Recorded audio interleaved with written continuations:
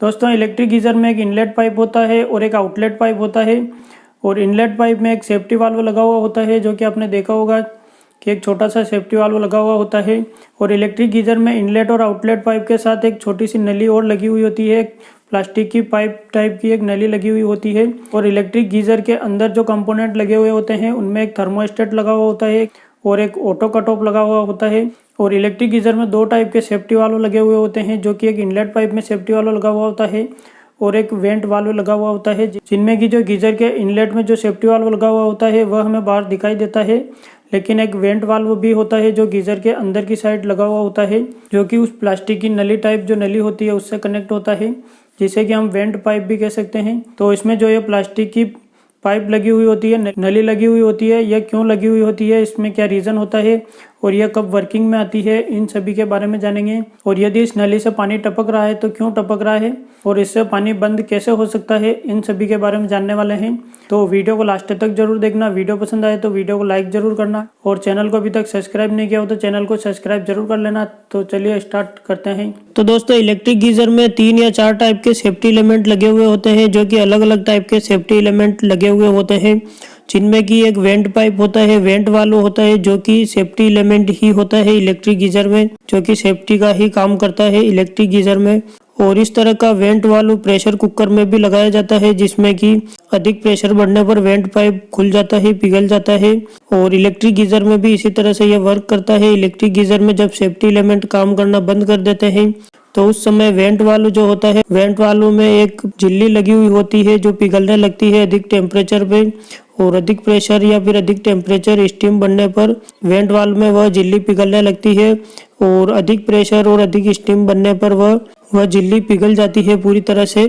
और vent valve open हो जाता है, खुल जाता है। और वेंट वाल्व से एक प्लास्टिक की नली जुड़ी हुई होती है, जिसमें कि वेंट वाल्व से जो प्रेशर रिलीज होता है वह प्लास्टिक की नली से होता हुआ गीज़र से बाहर निकल जाता है। और इलेक्ट्रिक गीज़र में थर्मोस्टेट और ऑटो कट ऑफ यह दोनों ही सेफ्टी एलिमेंट होते हैं, जिसमें कि थर्मोस्टेट जो होता है वह गीज़र में फिक्स टेम्परेचर पे पानी को गर्म होने के बाद गीज़र की पावर सप्लाई को बंद कर देता है, यानी कि गीज़र में जो हीटिंग एलिमेंट लगा हुआ होता है उसकी सप्लाई को कट ऑफ कर देता है। जैसे कि इलेक्ट्रिक गीज़र में थर्मोस्टेट को 60 डिग्री के टेम्परेचर पे सेट किया हुआ है, तो जब हम गीज़र को ऑन करते हैं तो गीज़र में धीरे धीरे पानी गर्म होना स्टार्ट हो जाता है और गर्म होते होते 60 डिग्री के टेम्परेचर पे पहुंचता है। तो उस समय थर्मोस्टेट टेम्परेचर को सेंस करता है और थर्मोस्टेट से आगे जाने वाली सप्लाई को बंद कर देता है, जिससे कि गीज़र में जो हीटिंग एलिमेंट लगा हुआ होता है उसमें सप्लाई जानी बंद हो जाती है और गीज़र पानी को गर्म करना बंद कर देता है। और उस समय दोनों इंडिकेशन लैंप में से एक इंडिकेशन लैंप बंद हो जाता है। और जब कभी किसी कारणवश थर्मोस्टेट काम करना बंद कर देता है तो उसके बाद उसमें ऑटो कट ऑफ होता है। तो उसके बाद जो ऑटो कट ऑफ होता है वह, जिसमें कि ऑटो कट ऑफ जो होता है वह 90 से 100 डिग्री के टेम्परेचर पे सेट होता है। और यह ऑटो कट ऑफ ट्रिप होता है जब किसी कारणवश थर्मोस्टेट काम करना बंद कर देता है, तो उस समय हीटिंग एलिमेंट में सप्लाई जाती रहती है, पानी 60 डिग्री से अधिक गर्म होना स्टार्ट हो जाता है। और जब 90 या 100 डिग्री के टेम्परेचर पे पानी गर्म होता है तो उस समय ऑटो कट ऑफ ऑपरेट होता है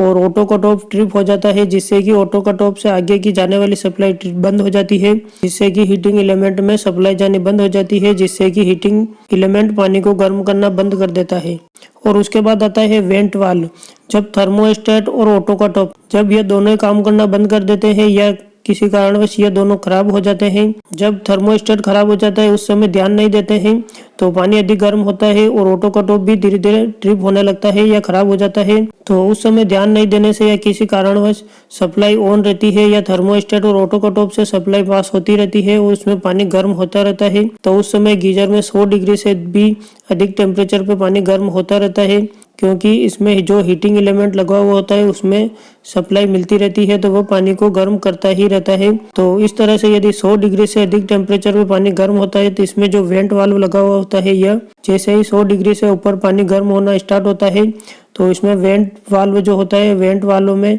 एक झिल्ली लगी हुई होती है, वह धीरे धीरे पिघलने लगती है। और जब गीज़र में अधिक टेम्परेचर पे पानी गर्म होता है तो उस समय यह वेंट वाल्व में लगी हुई झिल्ली पिघल जाती है और वेंट वाल्व खुल जाता है, जिससे कि गीज़र में बनने वाली सारी स्टीम बाहर निकल जाती है। और इसमें यदि वेंट वाल्व लगा हुआ नहीं होगा और किसी कारणवश थर्मोस्टेट और ऑटो कट ऑफ दोनों ही काम करना बंद कर देंगे और यहाँ से सप्लाई पास होती रहेगी हीटिंग एलिमेंट तो इलेक्ट्रिक गीज़र में अधिक पानी गर्म होगा और अधिक स्टीम बनेगी, जिससे कि इसमें इलेक्ट्रिक गीज़र फट भी सकता है, क्योंकि गीज़र के अंदर जो पानी की टंकी होती है वह स्टील की बनी हुई होती है और अधिक टेम्परेचर पे पानी गर्म होगा तो उसमें स्टीम बनती रहेगी, भाप बनती रहेगी और प्रेशर बढ़ता रहेगा। जैसे ही प्रेशर स्टील की टंकी की कैपेसिटी से ज़्यादा बढ़ेगा तो उसमें टंकी फट सकती है या जिससे कि इलेक्ट्रिक गीज़र फट सकता है। और यदि आपके गीज़र में इस तरह की प्लास्टिक की नली से या वेंट वालों से पानी लीक हो रहा है, पानी निकल रहा है जो कि कम कम निकल रहा है या फिर अधिक पानी लीक हो रहा है, तो उसमें आपका जो वेंट वाल्व अंदर लगा हुआ है वह लीक हो चुका है, उसको आपको रिपेयर कराने की ज़रूरत है।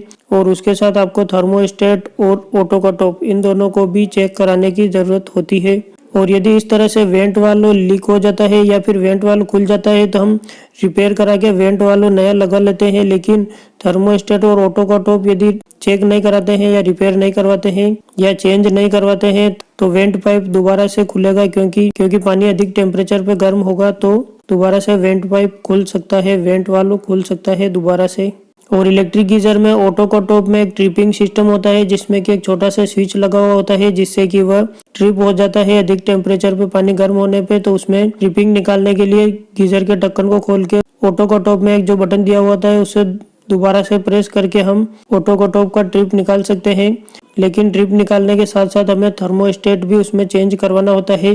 क्योंकि ऑटो कट ऑफ जब ट्रिप होता है जब थर्मोस्टेट काम करना बंद कर देता है या थर्मोस्टेट खराब हो जाता है। और इलेक्ट्रिक गीज़र कैसे वर्क करता है इसके बारे में मैंने ऑलरेडी वीडियो बनाया हुआ है, जिसमें कि पूरी डिटेल में बताया हुआ है सभी सेफ्टी एलिमेंट के बारे में और पानी कैसे गर्म होता है इसके बारे में। तो यदि इसका वीडियो देखना है तो इसकी लिंक मैं डिस्क्रिप्शन में दे दूंगा, आप वहां से देख सकते हैं